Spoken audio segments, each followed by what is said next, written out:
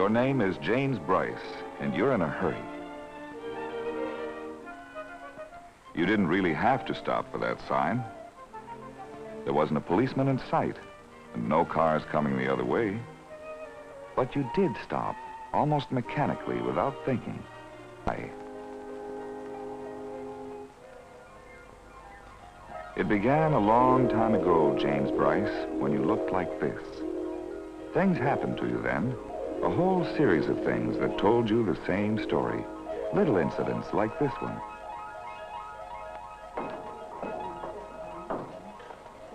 Jimmy, look who's come to play with you. Hi. Well, aren't you glad to see Henry? Get up and say hello. Henry, go play with Jimmy while Mommy's gone.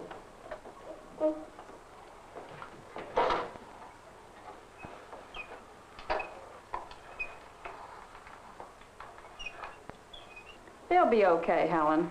Well, thanks a lot, Jean.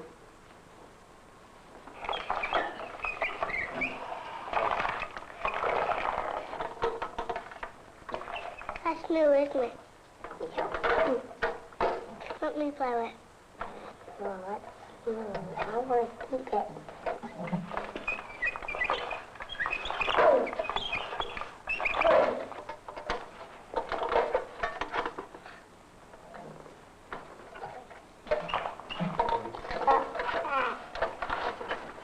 Boy, stop that. What's the matter with you? He took my fire engine. He won't let me play with it. That's very naughty, Jimmy. It's not your fire engine, it's Henry's. I want it. It's not yours. You can't have it unless Henry gives it to you. Make him give it to me. No, it belongs to Henry. You go play with your truck. That belongs to you. I don't want it. Well, don't play with anything then, but behave yourself. I'm ashamed of you.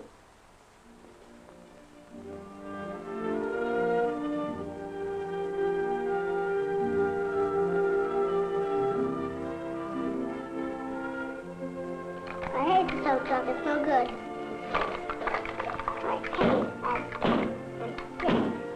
You're Jimmy Bryce, and you're angry. You wanted something, and somebody said no, just because it belonged to someone else. And so, now you're being scolded. Too bad. If only you weren't a human being. If you were a monkey, for example, this problem would never come up. If you wanted something, you'd take it, and may the best monkey win. No mother monkey around to say, naughty, or you know better, or I'm surprised at you. Or if you'd been born a social insect, like a bee, there'd be no problem either. The social behavior of a bee is largely fixed by heredity and instinct. No moral problems, no trouble, no rebels, no criminals, no nonconformists in a beehive. But back here in human society, there are problems. Social behavior has to be learned, usually the hard way. The moral rules that govern human society are transmitted to the young through speech and writing.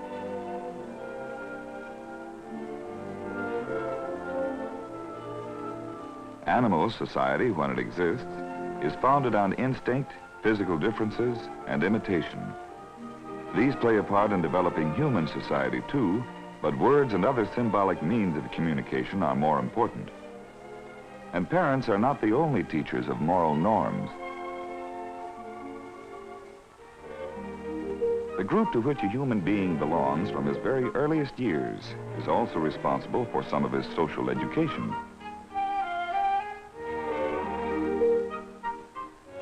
You're Jimmy Bryce, and you're 5 years old now. Like it or not, you've become a part of a social group.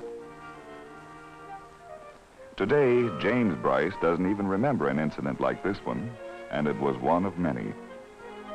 It was just one of those days, those bad days. Life in the kindergarten was pretty dull. Finger painting seemed like sissy stuff. How about a little action? You're feeling pretty strong this morning. Anybody want to fight? There, that ought to start something. Same old story. Grown-ups always spoil the fun. All the old words, too. Be a good boy. Ashamed of you. How would you like it if somebody did that to you?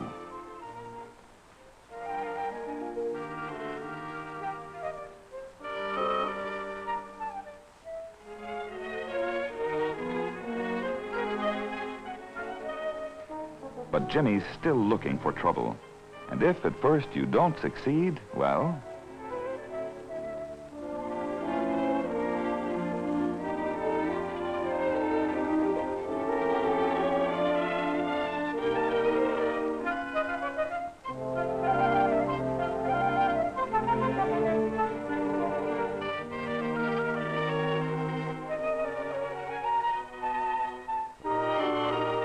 Words haven't worked very well on Jimmy, and so now the teacher tries enforcing moral norms, punishment by separating him from the group.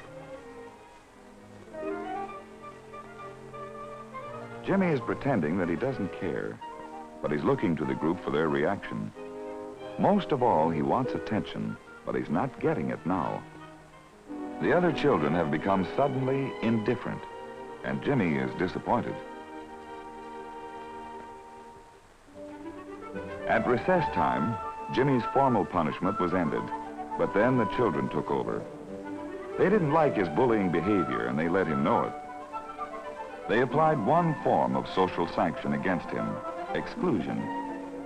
Exclusion, or withdrawal, is an informal kind of punishment used especially by children and adolescents, but fear of it continues to exercise a restraint throughout adult life.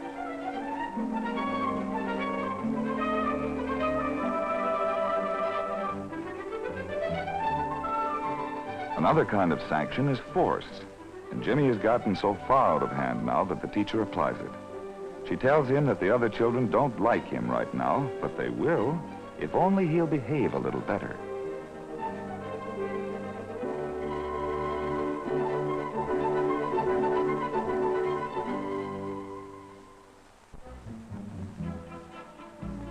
But by the time Mrs. Bryce came to get Jimmy after school that afternoon, some of his cockiness had returned.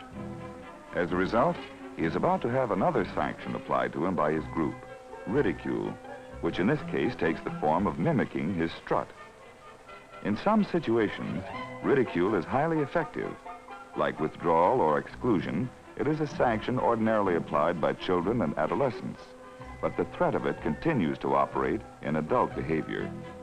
The fear of both exclusion and ridicule, learned in childhood, remains a powerful motivation for adhering to moral norms in later life.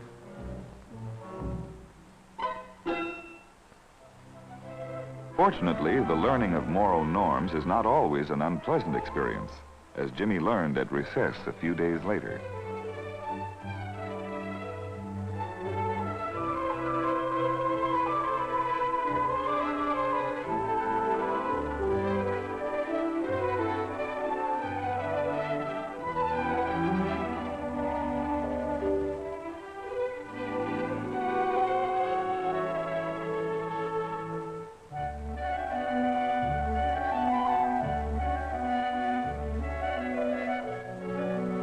Jimmy didn't know it at the time, but he was beginning to learn something essential to the whole basis of order in human society. A member of society must cooperate in order to participate, give in order to get. Jimmy didn't learn all the rules from this one experience. Many incidents of the same kind were needed for his social education. For example, not long afterward, there was that business about the tricycle. Sure. I just want you to remember one thing, Jimmy. I don't want you ever to cross a street. Not any street. Understand? It's dangerous because of the automobile, so you mind what Daddy says.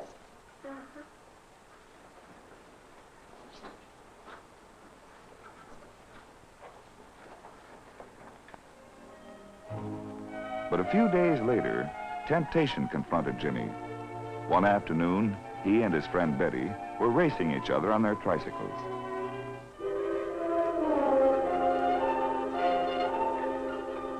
The forbidden territory across the street suddenly seemed very inviting.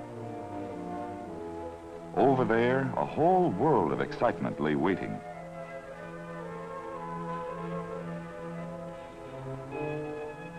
The call of adventure proved stronger than the rules laid down by Jimmy's father.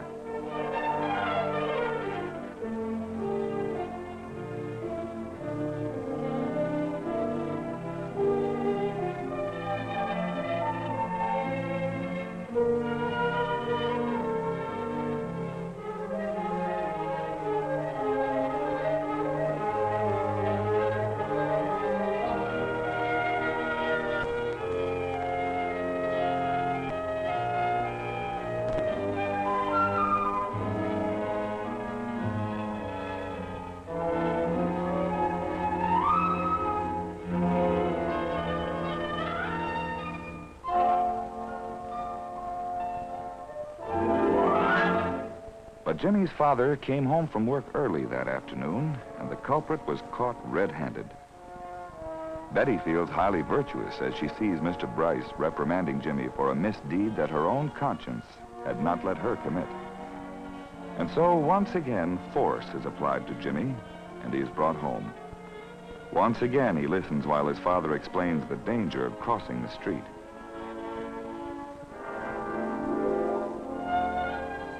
The next day, Jimmy received his punishment. He was not allowed to use his tricycle and play with the other children. Jimmy is learning that if he breaks the rules, he gets punished. And punishment is an important factor in moral education in childhood. However, in adult life, the educational aspect of punishment is relatively unimportant. Its main purpose is not to reform the criminal. Its real value is to reaffirm the moral standard for everyone else.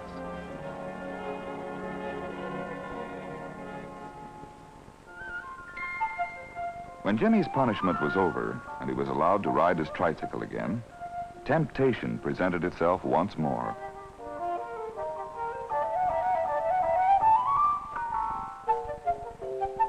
Again, the life of forbidden joy calls to him, and he would probably get away with it this time. Not a grown-up in sight. Why not? Why not? Because Jimmy has begun to grow a conscience, and it is beginning to take over in making decisions between right and wrong. It will continue to operate, often unconsciously, throughout his life.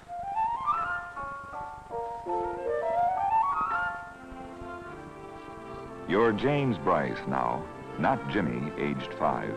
And most of the time you stay within the moral norms of your society. Your conscience is no longer just a barrier. Now it's a part of your self-expression, relating itself to the various roles you play in your society. The roles of husband and father demand that you provide for your family. The role of businessman demands that you get to work on time. And the roles of friend and neighbor require you to be courteous, even when you're in a hurry. You're James Bryce, a social being at long last, because your parents, teachers, and group did a good job of socialization. Without this socialization, and without the sanctions used to achieve it, there would be no basis for moral order in human society.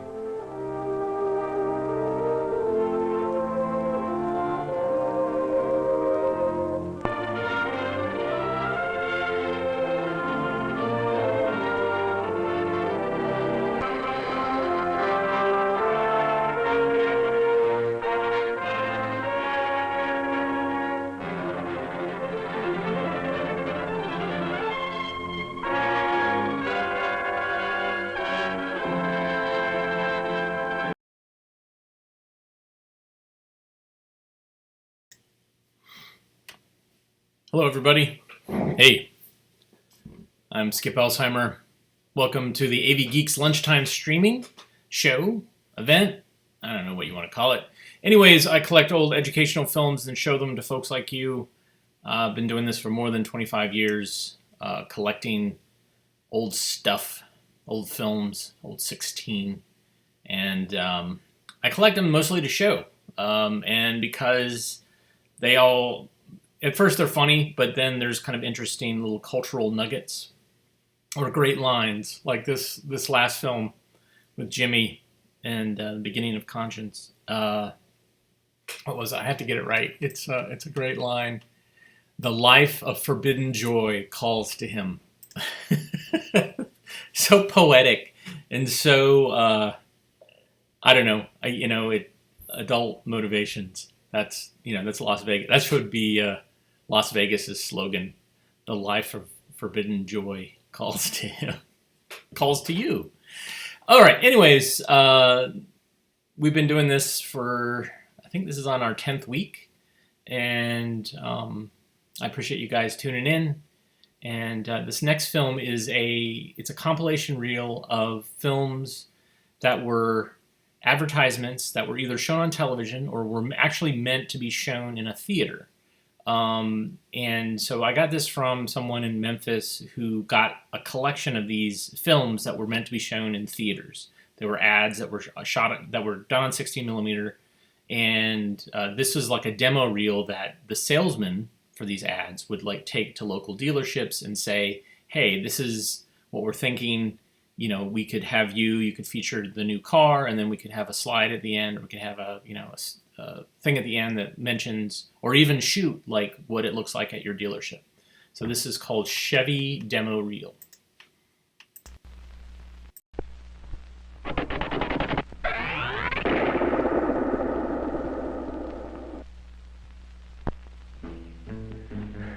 Hey, but one way to pack a load like this, boys, and that's in a 67 Chevy van. Roomy, easy-loading Chevy vans. They're great for a normal-sized load, but when you got an extra long one, there ain't but one thing to do, and that's stretch her out.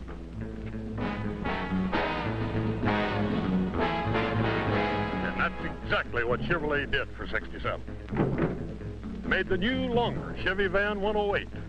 They stretched the wheelbase out to 108 inches, cut the overhang, better load balance. It's a stronger van, and a longer load space. See the big new Chevy Van 108 and the newly designed Chevy Van 90.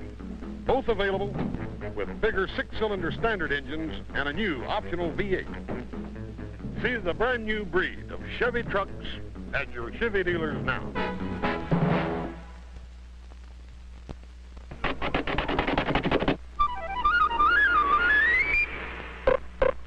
For all your automotive needs, see Giant Chevrolet Company.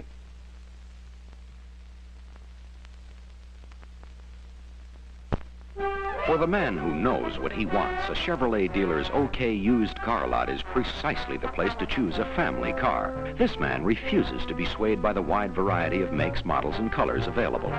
Instead, he notes that many of these late model beauties bear an OK sticker, meaning they've been inspected and road tested where necessary. Splendid.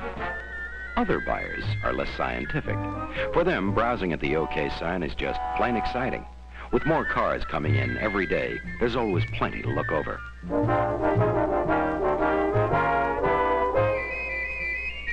And if little problems arise, there's always a friendly salesman to help out. And a price tag that spells happy, no matter which car you pick.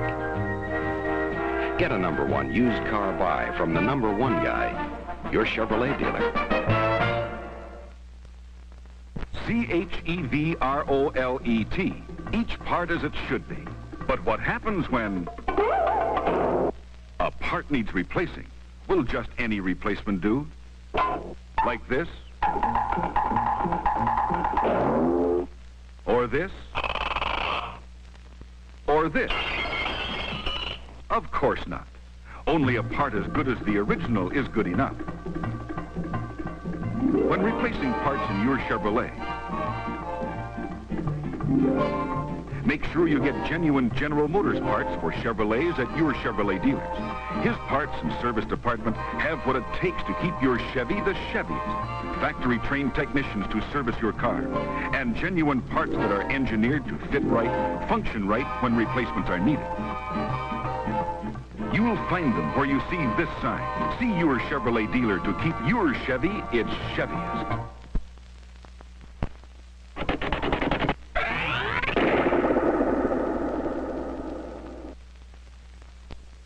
Through the soft light of late afternoon, a bright new shape bursts elegantly from the shadows. Caprice for 1967. The Grand Chevrolet. Different from all others. Caprice, new in so many ways, from its unique front fender lights, through its deep, soft interior, to its new custom sedan roofline, if you so order it, a new rear fender skirt. There are new rear lights, new oval steering wheel, and all the special embellishments that set Caprice above and apart for 1967. Caprice, the Grand Chevrolet. Discover the special difference that is Caprice 67 at your Chevrolet dealers. Volcano. Camaro. Fiery new creation from Chevrolet.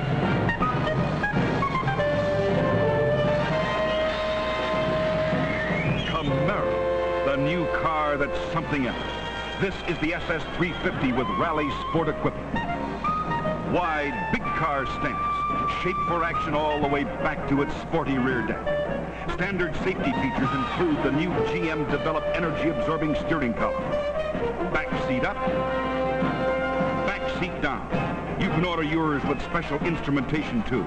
Camaro and coupe or convertible. Add whatever you can handle like hideaway headlights, big car engine.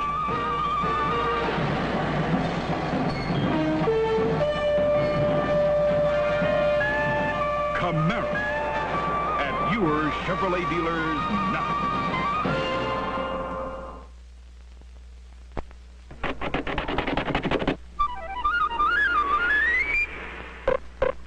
For all your automotive needs, see H. Caldwell Motor Company.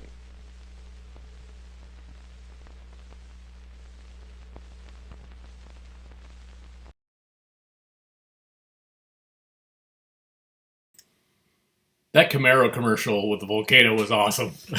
That was really, wow. 1967, that was the year, man. Year after I was born. But there were some awesome commercials there. I have some others from those batches. I'll have to see if they're as good. I don't think they are. Although there are some weird Opel Kadett ones that I have. Well, we're having fun, but not nearly as much fun as these girls who are playing volleyball. This is fun playing volleyball.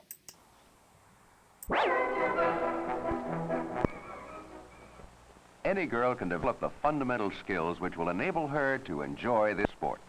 You too can have fun if you learn to play competition and enjoyment of vigorous movements through jumping, reaching, twisting, and body control. An official team has 6 players, 3 forwards, center forward and left and right forward, 3 backs, center back and left and right back. This team is in position to receive a serve. The players are alert and ready.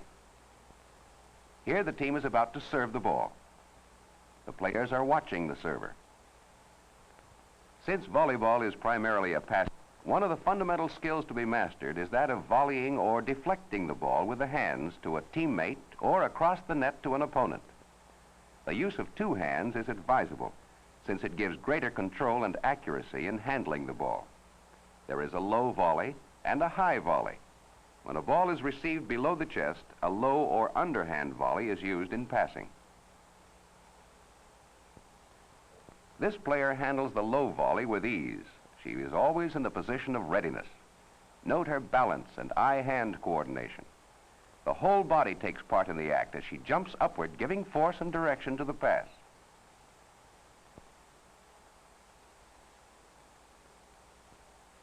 These drills are fun and give practice in analyzing and developing the coordination necessary in using the underhand pass in the game. The girls get underneath the ball by stepping into the pass, changing the weight from the rear to the front foot. Eyes are kept on the ball. The hands are in front of the body, palms up, fingers extended forward and held fairly flat under the ball. The contact is made with the fleshy part of the fingers, not the palm. This will avoid fouling by lifting or throwing the ball rather than batting it. As the ball reaches the hands, the entire body participates. Test yourself by counting the number of consecutive taps you can make in 30 seconds. In the high volley, the position of readiness is important too. The hands reach the ball above the head. A jump up and forward is made, and the ball is hit with a fleshy part of the fingers. Hands and fingers snap forward to give extra force and control to the pass. Practice in this skill drill against a wall and a line 7 1/2 feet from the ground will develop strength and eye-hand coordination. The player stands 3 feet from the wall. The serve is the method used to put the ball in play, and teams must rotate the service. Whenever a team is awarded the ball, each player on that side rotates one position in a clockwise direction. The right forward moves back to the serving area for the serve. The right back moves to the center back position, the center back to left back to left forward to center forward, and center forward to right forward. This server continues to serve until her team loses the ball. In the underhand serve, the ball is held in the left hand, waist high in front and slightly to the right. The right arm swings back and then forward, the heel of the hand batting the ball in an upward motion. The weight shifts forward, knees straighten, and the arm follows through in an upward and forward direction. In learning this basic serve, beginners will increase their control and accuracy in placement by practicing correct techniques, beginning near the net and working back to the serving area. Note, the weight is always transferred to the front foot as the hand hits the ball, thus giving needed power for distance. The ball gets its direction from the angle at which the hand strikes the ball and the follow-through. The ball may be hit off the left hand or from a slight toss. The two end girls are hitting the ball from the hand, and the middle one is using a little toss. The overhand serve requires more power, skill, and practice to learn accurate placement, but it can be mastered. The ball is tossed into the air above the head and batted forward with an overarm swing similar to the tennis serve. The stance is 1 foot slightly forward. The ball is tossed directly overhead, high enough to be able to strike it just above the head. The spike is a jump in the air to reach the ball before it falls below the top of the net and a drive into the opponent's court. The player times her jump, and at her height, the body twists toward the net, and the ball is hit before it reaches the top of the net on her side. She drives it into the opponent's court, being careful not to touch the net. These girls are tossing the balls to learn to time their jump. Spring in the jump is important to gain height. Here the girls are working in threes. One sets up the ball for the second to spike, while the third one retrieves the ball. The setup for the spiker must be close to the net and 3 to 6 feet above it. The smash may be made with either hand striking the ball on the top. Leg muscle strength and accurate timing are essential for a good spike.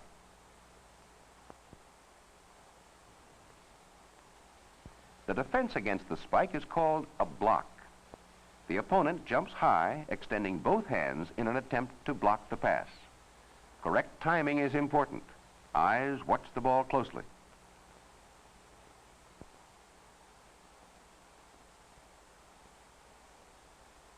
A ball may be played off the net. To do this, a player must be close to the net and under the ball, hitting it up high enough for a teammate to play. This is it in drill form. The knees straighten as the ball is hit, giving force to the pass. The arms follow, directing the ball upward over the head. The player behind receives the pass and sends it across the net. If you watch closely, you will see how one player recovers the ball from the net to gain possession of the ball for her team.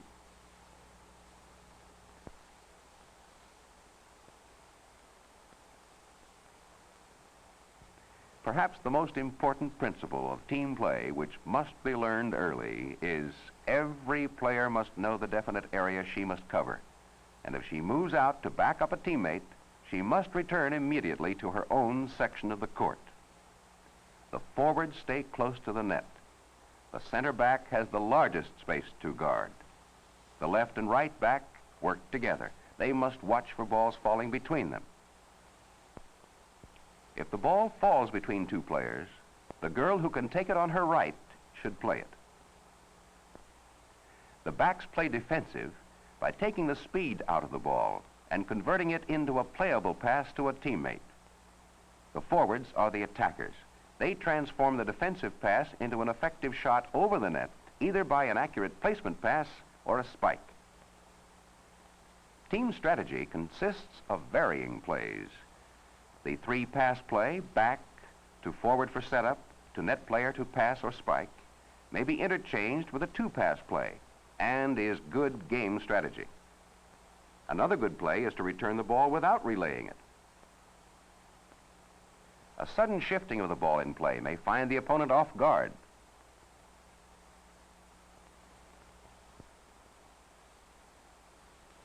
Warm-up activities such as these help to increase muscle strength, balance, agility, and general coordination. A good player learns to shift her weight quickly with the play of the ball. Establishing a rhythm, as here, adds fun to the learning of an important skill. Good spring in jumping starts from the ankles. These exercises will help develop ease and height in jumping and skill in reaching for high passes and the spike. Practice in these will increase your endurance, too. Tests can be fun and a challenge to improve one's record. Since the serve is a point getter, skill in placing the ball where you want it to go is important. The court is divided into 9 areas, and scoring is 1 to 6 points.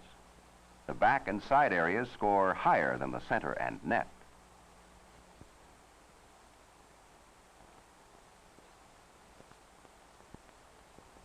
In this test, the back sets up a high pass to a center forward who jumps, making a turn in the air and hits the ball across the net. 10 trials are given. Here the player returns the ball over the net, attempting to place it in predetermined areas. As you have seen, volleyball is a game of fast action. It offers excitement, team spirit, and game strategy. Fun from this game will increase with improvement in skills. Learn to play good volleyball and have fun.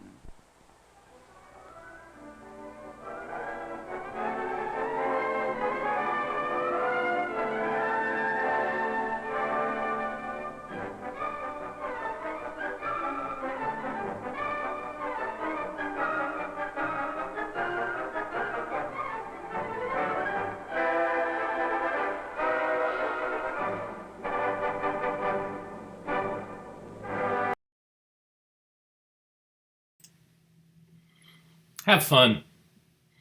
So that was one of the reasons I like collecting 16mm is that people would often use the home movie equipment to shoot footage, and then they would edit it into something that they distributed professionally. And so I don't know if you noticed, I'm sure I saw one comment, the focus would go in and out, and so some of the field footage was shot with the wrong lens and was out of focus. Then, it would jump to the charts or the graphics, and those would be sharp focus.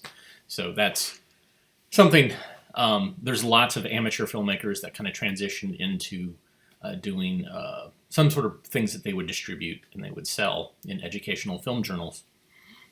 So I very much enjoy those. So we've shown other ones in this series. This is the inertia of motion. Excuse me. Enjoy.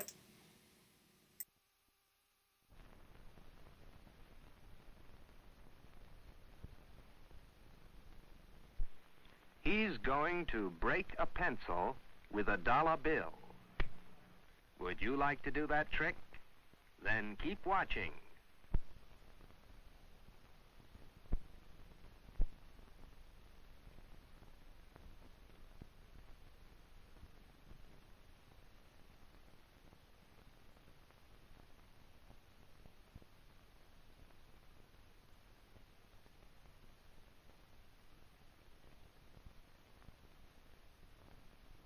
Hello, young neighbors.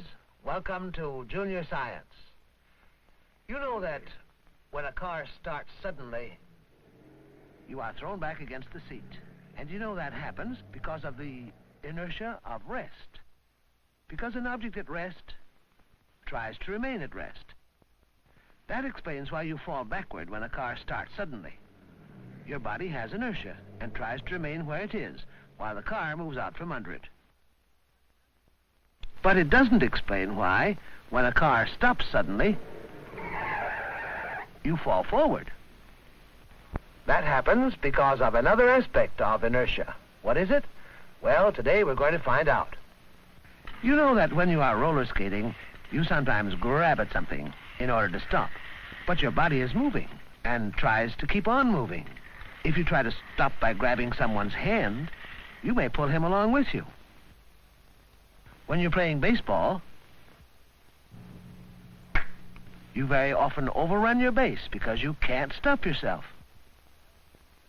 Well, just as an object at rest tries to remain at rest, so an object in motion tries to remain in motion. You see, inertia is not just resistance to starting. It is also resistance to stopping. An object resists any attempt to start it if it is at rest or to stop it if it is in motion. And this resistance, in either case, is called inertia. Inertia of motion is shown by a moving object that tends to keep on moving even when there is something in the way to stop it. To demonstrate this, my friend here, who isn't really very strong, is going to do a sensational strongman act. He's going to drive a nail through a piece of wood using only his hands. First, he prepares for action and also shows that there's no trick involved. Nothing up this sleeve and nothing up this sleeve. Now, he places the piece of wood on two other blocks to support it. Then he puts a folded handkerchief over the head of the nail to protect his hand. He holds the nail head firmly against the joint between the first and second fingers of one hand. Then he clenches the wrist of that hand with his other hand. And now, watch carefully, he raises both hands over his head, then brings them down quick. The inertia of motion of his swift-moving hands forced the nail right through the board. And now, here's a trick to show to your friends, and it depends on the fact that a thing in motion tends to remain in motion. You're going to break a pencil with a dollar bill. But this one is really a trick, because there's a secret to it. I'll tell you what the secret is after you've seen the trick. Give someone a pencil and tell him to hold it tightly by its ends. Now, fold a dollar bill in half, the long way. And you break the pencil with a folded bill.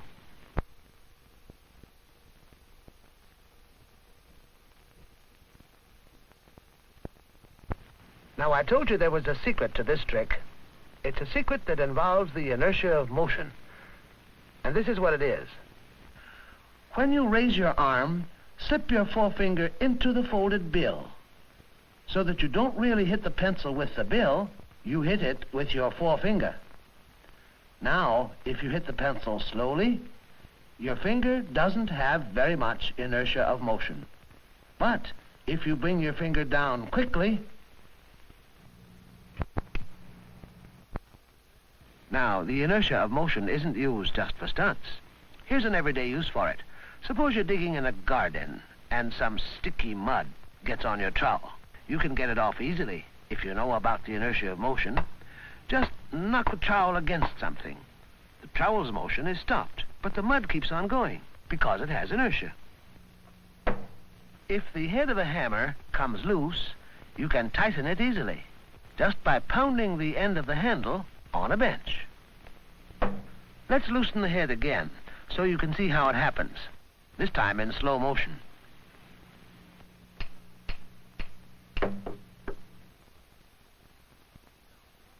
Now watch the head tighten itself.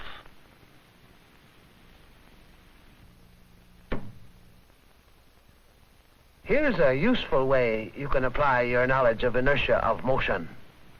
Have you ever wanted to break a string and couldn't do it because you had no knife or scissors? Well, here's a way to break a string with nothing but your hands. Just pull one end of the string up behind your hand, then pass it over the front of your hand.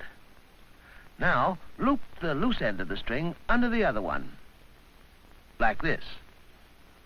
Wrap the loose end around your fingers to hold the loop tight. Now watch what happens to the string when you pull quickly, because the inertia of motion of your fast-moving hands is too much for the strength of the string. The string breaks. Watch it again in slow motion.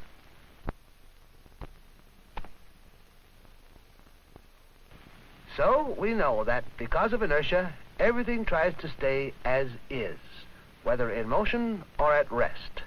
A thing in motion tries to remain in motion. A thing at rest tries to remain at rest. Now, knowing that, you should be able to predict what happens here. Suppose you are about to carry a plate of soup. If you start forward suddenly, will the soup spill toward you or away from you? Do you have your answer? Well, let's try it and see. It spills toward you. Now, which way will it spill if you stop suddenly? Watch. It spills away from you. Why does this happen? Well, when you start forward, the soup spills toward you, because the soup has inertia of rest and tries to stay where it is while the plate moves out from under it. When you stop suddenly, the soup spills away from you, because it has the inertia of motion and tries to keep moving even though the plate has stopped. When you are riding in a car and the driver stops suddenly, you pitch forward, because your body has inertia of motion and tries to keep moving even though the car has stopped. If you want to see how this happens, try this. Wind up a toy truck and stand a little toy man in the back. Start the truck slowly so the little man won't fall. Let it gather speed. Then block its path. The man topples forward because of his inertia of motion. Now, here's another interesting fact about inertia. The amount of inertia a thing has depends upon its weight. The heavier it is, the more inertia it has. And here's a toy you can make that will show this to you. It's an inertia car. And here's how you make it. Just put a ball of modeling clay in the bottom of a toy car. Put a stick in the clay.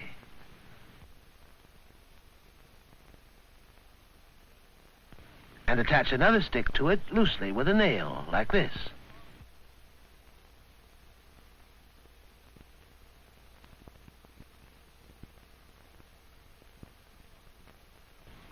Put a ball of clay on each end of this stick. But make one ball much bigger than the other. Now, when you start the car, the heavier weight, which has more inertia, stays back farther. When you stop the car, the heavier weight comes forward more. The heavier an object is, the more inertia it has.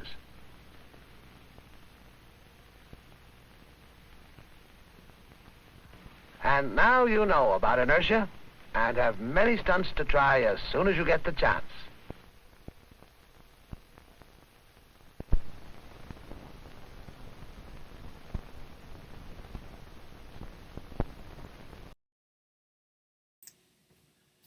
I really like this series because it's a series. It teaches science basics, but it's also a bunch of pranks and things you can pull on your friends, which is really, really fun. And that guy, there were some comments about the guy's beard. I would love to rock that if I could grow right here and just let it just kind of. That was when if I go gray, that's the look I'll go for. This next film is made by a local filmmaker, someone in Charlotte, North Carolina. This is Walter J. Klein and his company, and I think this is probably written by his son. And it features a comedian, character actor that some of you might know from the 70s, late 60s, Avery Shriver. And this is Preventive, Dentistry in B sharp.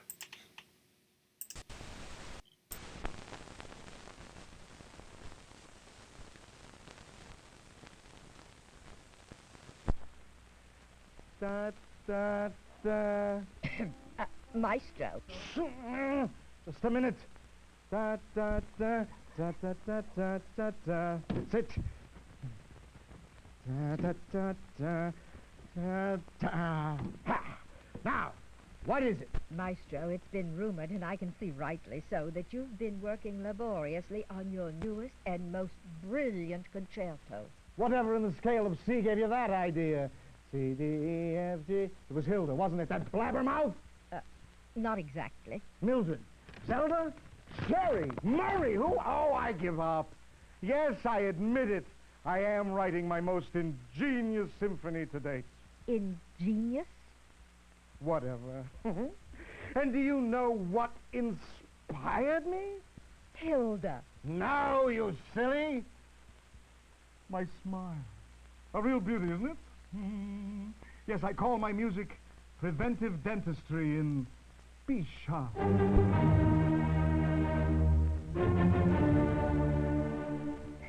It's original, to say the least. It's fantastic, to say the least. There I was one day, looking at the mirror, wondering how I could improve my perfection. And then it came to me it wasn't my classic nose, or my soft flowing hair, or even my forgettable music. No, it was that other set of ivories in my mouth. I mean, where would I be without my teeth? But Maestro... Just a rich... But Maestro... Just a rich, brilliant genius in a world of rich, brilliant geniuses. Why worry? Nothing's going to happen to them. Ah, that's how much you know, you silly. Teeth are a living part of you. If not looked after, they'll be as useless as a dill piccolo. Or a dull piccolo. But my teeth feel fine. Now, everything is not as it seems. Take me. I seem to be a humble, likable, calm sort of a fellow. But inside, I'm a raging turmoil of fortissimos. No. Yes. You see, your teeth may feel fine, but could be slowly breaking up and breaking down.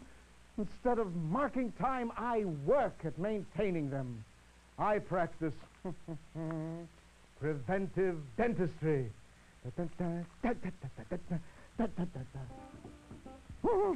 Well, how about helping out some of your fans? No autographs today. I lose more quills that way. No, Maestro. I mean, could you tell us how to take care of our teeth so that we may emulate you, so that all will see that you are the most benevolent, the kindest, the most generous man that... Enough already. That I should see the day when I would become a dentist. Well, where should I begin? A pill! A pill? Who's teaching this class? Sorry. Now, as I started to say, if you chew on a disclosing tablet, you can see the plaque that has been accumulating on your teeth. Disclosing tablet? Plaque? A disclosing tablet is a pill. This pill temporarily dyes those portions of your teeth that have plaque. Plaque, my tone-deaf friend, is an invisible coating on the teeth. When bacteria and sugar combine, they form a plaque coating, which is difficult to remove. Since you didn't see it, it may remain too long in an undisclosed place. And the bacteria will begin to eat away at the enamel. Now, don't put the arpeggio before the horse. When plaque builds up, it hardens into calculus at the gum line. Ta-da! Calculus builds up, and it contains more and more bacteria. Eventually, the infection, it spreads deep into the gums and into the jawbone. Which is bad? Like a lost chord. So, you get disclosing tablets from your dentist, or you just use food coloring to dye your teeth so you can spot the plaque. Dig? Dig. Dig. Dig. Dig. A little bit too much fortissimo on my credenza. Maestro? No, what? You told us how to identify the cause of dental troubles, but how do we prevent it? What's with this we business? Is there someone out there with... Hilda! Hilda! We, figuratively speaking. It must be Susie. Now, she's got a figure. Well, I shall tell you how to take care of your teeth. Then you shall get your hemi-demi-semi-quaver out of here. Agreed. Agreed. Help me, please. Okay. The first and most important thing to remember and to learn for proper oral health is knowing which foods to eat and which foods to use with caution. The bones that support your teeth need lots of calcium and phosphorus. Milk, ta-da, and green leafy vegetables, ta-da, have plenty of it. And teeth are helped by chewy food. Carrots, celery, apples. So, with the right diet, I'll receive the correct nutrition to be healthy. From the inside. Now, what about the outside of your teeth? That correct food that you just ate. It probably left remnants between those bicuspids and those molars, yes. Heavens! To Betsy! There's only one thing to do to get rid of that. We have to get into it. No, that'll never do it. That won't. No. Get it now. He's got it now. Brushing is one way. Brushing. Brushing at least once a day thoroughly and effectively. That can remove plaque from accessible tooth surfaces. Just be sure to brush after the last time you eat, each day, so that none of that plaque goes to bed with you. Because during your sleep, the mouth is drier and the breakdown is greater. A toothbrush like this that has soft nylon bristles with rounded ends, they're the best. And then just brush away. No, you don't just brush away like you so glibly said. It takes skill and practice, like playing a well-tuned clavalier. Place the head of your toothbrush alongside your teeth with the bristle tips angled about 45 degrees against the gum line. Now, move the brush back and forth and back and forth, with short strokes using a gentle scrubbing motion. For the front teeth, brush the inside surfaces of the upper and lower jaws by tilting the brush vertically and making up and down and up and down strokes with the front part of the brush. Any questions? Well, yes, you said brushing was good for getting rid of plaque on accessible surfaces, but what about those hard-to-reach spaces between your teeth? Get flossed. I beg your pardon? Who am I, the governor? What I meant was dental floss. Dental floss cleans between the teeth, especially at the gum margin where a toothbrush can't reach. Break off about 18 inches and wind most of it around one of your middle fingers. The other end winds around the same finger of the other hand to take up the floss as it is used. Use your thumbs and forefingers to guide the floss between your teeth. Holding the floss tightly, use a gentle sawing motion to insert the floss. Slide it into the space between the gum and the tooth until you feel resistance. Never snap the floss into position. While holding the floss tightly against the tooth, move the floss away from the gum by scraping the floss up and down against the side of the tooth. A, D, A. Do you know about interdental devices? No, but if you hum a few bars of it, I'll take it. That's a little inside joke that we use on the symphony circuit. Now, humor. Truly a man of all seasons. Interdental devices, such as a specifically shaped toothpick and rubber tips, may be used to clean between the teeth, just under the gums. Toothpaste? Only with white wine. I mean, which kind? The Council of Dental Therapeutics of the American Dental Association has recognized that some fluoride toothpastes can help prevent dental decay. Now, let me ask you something. How do you know if you already have any type of gum disease? I guess if I feel some pain. Guess. Feel some pain? You see? That's why I'm the maestro. I know the 7 warning signs. Do you have Zelda. Do you have bleeding gums when you're brushing your teeth? Do you have bad breath? Are your gums soft, swollen, or tender? Is there pus from under the gum line when you press? Do you have any loose teeth? Are your gums shrinking away from your teeth? Is there any change in the way your teeth come together? And if my answer is yes to any of those 7 symptoms, I might have gum disease. Might? You bet your polyphony. But there's only one sure way to know. And this is an important point in preventive dentistry. Visit your dentist regularly. Your dentist can tell you if you have any disease or if you're simply not getting proper nutrition. And once plaque has been converted into hard calculus, only the dentist or dental hygienist can remove it.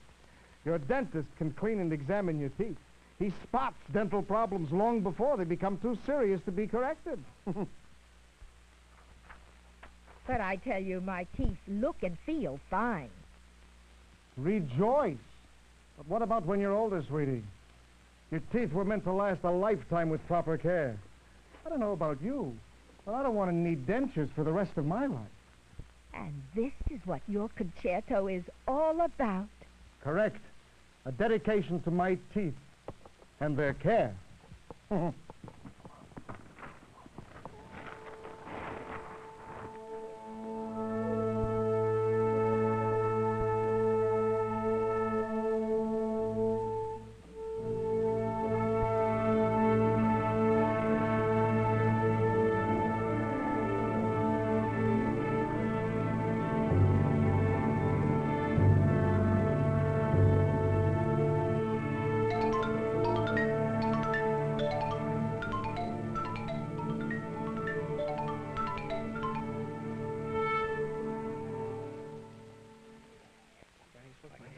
Here he comes now.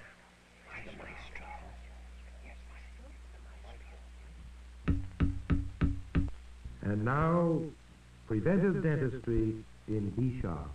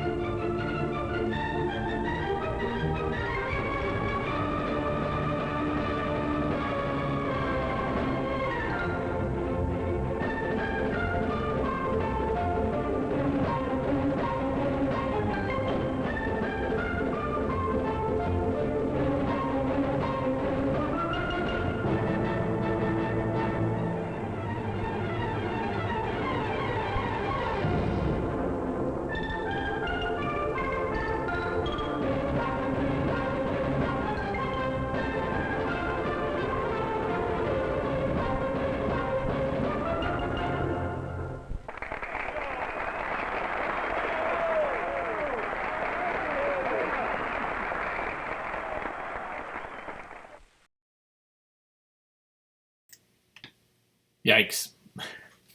The thing about the preventive dentistry, and actually about Walter J. Klein films in general, is that they're a little zany, but not really zany enough. Yeah, it went on way too long. The joke went on way, way too long. But, you know, I do covet those kettle drum teeth, giant teeth sculptures. I don't know where those came from, but those are glorious. I would love to have those. I don't know how I'd incorporate them into my life with my wife, but I have a basement. I can put it in the basement. Excuse me. So, what do we got here? This next film is part of a series that used to show on television. There was two series that I have. There's probably more, you know, I say two, but was Inside Out, which I've shown things from, and then I've shown some for an older group of kids called Self Incorporated, and so they are very similar in how they talk about the feelings associated with being a kid in the school environment, school climate, school ecosystem, and often are open-ended, which is very frustrating for adults. And the idea is you would watch this film on television, and then your teacher would have discussion points, and we would talk about it and write about it. So here's By Whose Rules?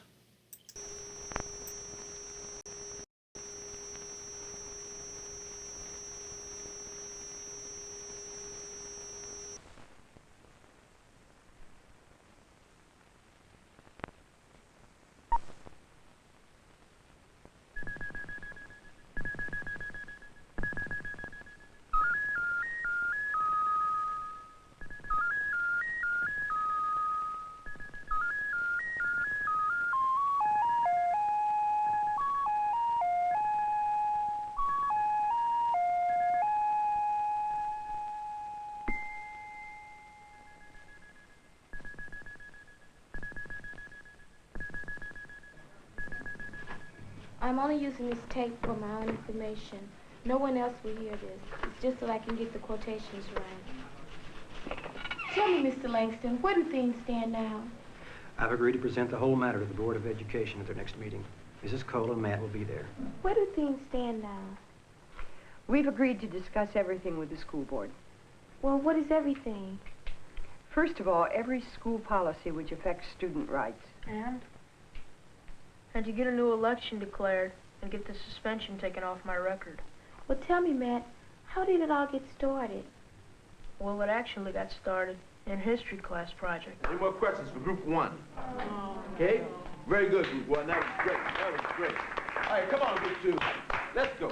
Let's go. Who's speaking for group two? I am. Come on, Matt. We don't have much time left. Okay. Come on, let's go. Okay, our subject is political reform. And the way that we could start political reform is to change things in this school. Tracy's going to tell you about it. Tracy? Okay, things to reform. One, we want more of an open school. What do you mean by more open school, Tracy? Like being able to go off school grounds during lunchtime. Okay, two, we don't think we should have hall passes. Does that mean we can go to the library anytime we want to? Who wants to go to the library? Okay. Look, everybody will be able to get into their ideas and questions later on, okay? Finish up, Trace. Okay. Three, we don't think we should have grades. Hey, come on. Now, hold on for a minute. We haven't told you our best idea. Terry? We thought about the real political parties and their conventions. They put together a platform. It's a list of things that they plan to do. And we thought if everyone run for student offices in the school would put out a platform, then the other students would know what they stand for. I think the problems with this platform idea were obvious right from the start. Let's add on to these ideas. Anybody got anything you want to add? Donnie? I think they had a good idea about going out for lunch, but with the time we have now, it doesn't make sense to go anywhere. We have to have more time so we can get back. Yeah, baby! Yeah! For real? I think we should have just as much power as the teachers, and if we have a bad teacher, we should be able to send the teacher. Yeah, power to the students.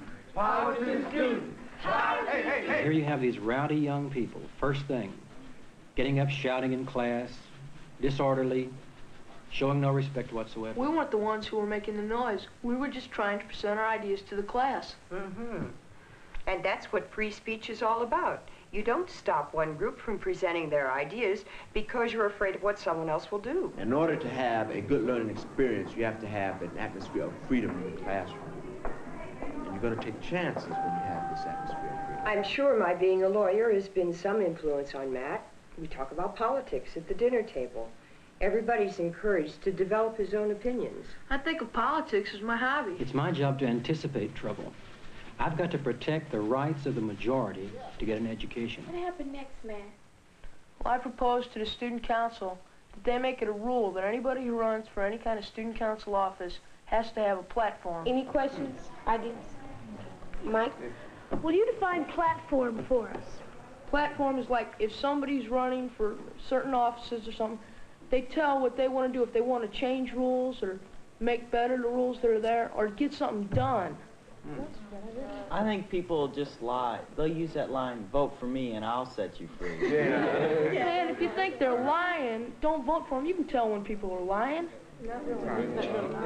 Okay, anybody? Mr. Baker, do you think Mr. Langston will let us try to change all these rules? Well, Eva, I think you should try and find out. Okay, who's all for it?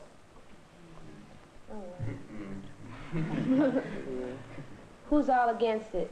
2/3 of the student council, the most responsible students in the school, voted against the idea. Yeah, but what if they had? I would still have to ask myself whether or not in good conscience I could turn this school into a political arena. You know, don't you, that the student council voted against having everybody run on a platform? Right, yeah. Well, Matt and I decided that our platform was good and that we were going to run no matter what. And once we knew that we were running, I thought, well, why don't we get other people to run for the other offices, and then we could all run together and be a slate, and then we could really get something done. So you got together a slate of candidates in your history class? Right. Was it the same group that thought of the platform idea? Yeah, we were all friends and we were all pretty political. Hey, how about ACT? Alliance for Constructive Teaching. Hey, ACT. Yeah, that's... In our nation, action. Yeah, action. Yeah, but, you know, but I that's mean, what people... yeah, but it kind of seems that, you know, the subject really isn't about teaching. It's about rights, and that's what we're trying to do. Think of something that has to do with rights.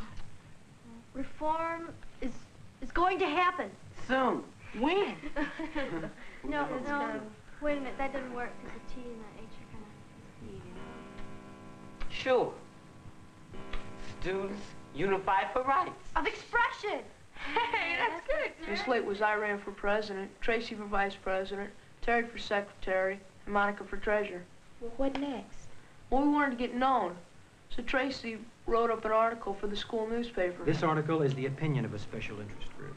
If I print this opinion, I've got to print everybody's opinions. But this will make it more interesting. I think it would get out of hand pretty quickly. A lot of stuff they print in the paper, nobody reads. Isn't the chess club a special interest group? And what about the Y? Those groups are open to everybody. Well, look at sports. If you're not good enough for a team, they'll cut you. Let's just don't get into all of that, okay? Try to see this thing from my point of view for a minute. I've got the whole community to answer to. I've got the school board, I've got your parents, I've got everybody else's parents, and I don't think for a minute they're going to stand by and watch the school attacked through the school newspaper. But we're not attacking the school. I mean, who do you think puts up the money for the school newspaper? It's the school board. Mr. Langston, we're not attacking the school. I'd say you've got some pretty negative ideas about some of its policies. Well, I'd say we've got positive approaches to making better rules. It seems to me you kept pretty calm. Yeah, we all decided before we went in that nobody would get mad. If we did, he'd just throw us all out and say, I told you so. You're all just a bunch of troublemakers. I would advise any student who's going to stand up for his rights to do it calmly, politely, and constructively. If you attack, why then the people have no response other than to get mad at you, and sometimes they have a lot of power over you. If you're reasonable, then they have a chance to be reasonable back. Matt, I assume that you didn't take Mr. Langston's advice and drop the whole thing. No. But you did give up on the article? We made our own mimeograph of it. How did you feel about the SHU students handing out mimeographs of their slate and platform? They were within their rights. I tried to tell them it was bad judgment, but... Judgment is a funny thing. Nobody can be right all the time. No matter how wise and experienced a person is, he needs to listen to the ideas of others. That's the ideal of our democratic society. Here these kids were taking the education that they learned in the classroom and using it in real life. That's what it's all about. Because history is not something that just happened 200 years ago. It's happening today, tomorrow. What happened next? Tracy and I proposed to the student council they make the SHU slate official candidates in the election. How did that go over? All for. All against. Here again, you had the existing student council voting heavily against their proposal. This proves something. What would you say it proves? It proves to me that we already have a pretty good way of installing student officers. What was the normal procedure for nominating candidates for office? Well, the student council nominates 2 people for each office, and they have to be approved by the principal and the faculty advisor. I could have vetoed the nominations of Matt and Tracy right then, but I respected their right to get nominated by the normal procedure. And you got nominated for president, and Tracy for vice president anyway. Right. You can chisel that on my grave. This man believes in normal procedure. How did the sheer slate run its campaign? Well, we handed out a few more mimeograph sheets. Well, we wanted to put up posters, but... My feeling about the posters was that some of these kids hadn't been nominated by the normal procedures and didn't have a right to put up posters. We were a group that stood for something. We wanted to campaign. Some of these sure candidates really didn't have a chance. They were just trying to ride in on the popularity of Matt and Tracy. Tracy and I wanted to put sure after our names on the ballots, but he wouldn't allow that either. If I let Matt and Tracy put sure after their names on the ballot, they would have had a tremendous advantage because of the publicity. I was already getting phone calls from some of the parents because of the mimeograph sheets. What happened in the assembly? Well, every officially nominated candidate is supposed to make a short speech before the student body. Tracy and I made an agreement to talk about sure and ask the people to write in the names of Terry and Monica. If I'm elected vice president, I will do my best to get the things done that you feel and I feel should be changed. So vote for me.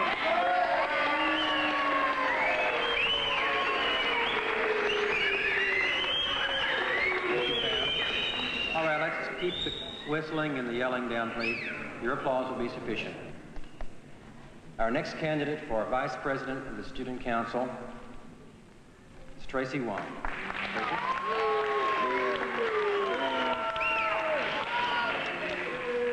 Thank you, Mr. Langston, and thank you, everybody. The first thing that I would like to say is that I'm up here as part of the SURE slate, which stands for Students Unified for Right. Just a moment. Just a second. I want to make a couple of ground rules right here. I had hoped it wouldn't be necessary. Number one, there will be no campaigning for any candidate or slate except those officially nominated. I kind of got disgusted because, well, I didn't think it was right, and plus, you know, I didn't know what to say next, and I was, wow. Is that clear to you? All right, you may proceed then. I don't think we can.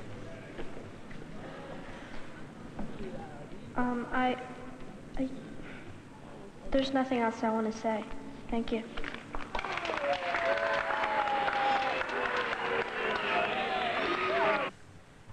I was scared.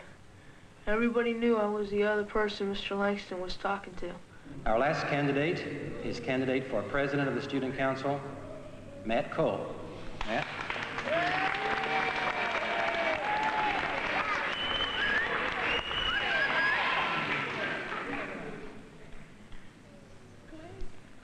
I'm speaking softly.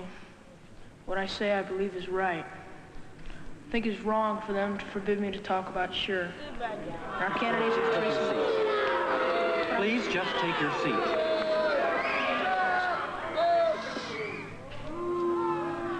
Quiet, please. All right, you have heard the speeches of all the candidates. You may have an opportunity to vote for the candidates of your choice this afternoon during 6-hour class. Please do not vote for Matt Cole. Matt has disqualified himself. Do not waste your votes. This kid was so intent on ramrodding through this sure thing that he directly disobeyed me in front of the whole student body and disrupted the process of student elections. Now, if I let this go by, how am I supposed to run this school? Run might have helped count the votes. Said I got a lot of votes anyway. And you got suspended. Yeah, for 2 days. Second, I think the suspension ought to be taken off Matt's record. I consider it very detrimental and substantially unfair to him. I'm not willing to do that. Matt is a responsible person, and he did what he did. Mr. Langston, you forced Matt into a confrontation. No one forced Matt into anything. You forced him to back down on everything he stood for. I consider that a confrontation. Mrs. Cole, I'm not saying I did everything right here. I'm saying that what I did, I believed was right. Now, if you wish, I'm willing to take the whole thing and put it before the school board. What if the school board decides against you? Well, I wouldn't feel very good about it. We would have to think out everything very carefully and decide if we want to take it any further.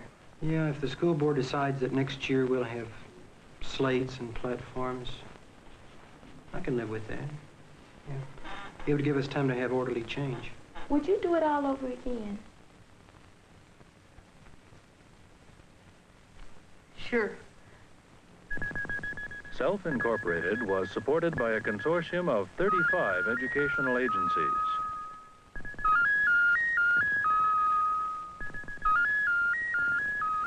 This program was produced by KETC Television, St. Louis, Missouri, under the supervision of AIT, Agency for Instructional Television.